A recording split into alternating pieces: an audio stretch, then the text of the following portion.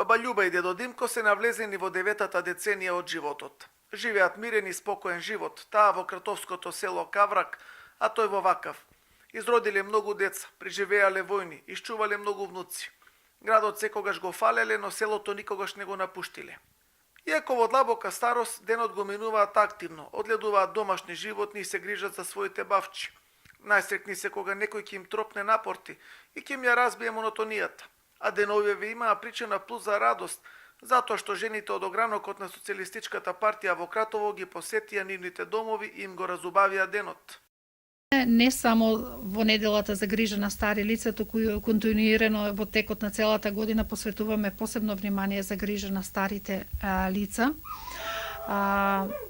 Со ова сакаме да ја прикажеме меѓугенерацијската соработка. Топла атмосфера владееше и во домот на семејството Лазаревски во Вакав. Дедо Димко слави 89-ти роден ден. Се собрале внуци, синови, ќерки, зетови. Снаата испекла прасе. Внуките направиле торта, а дедо Димко пресреќен најавува дека ќе живее 100 години. Фамилија ми е убава, поштување ми, чуваме, слагаме, живею како човек. Мислим, и веру знам, и закон си знам, и поштување све знам и...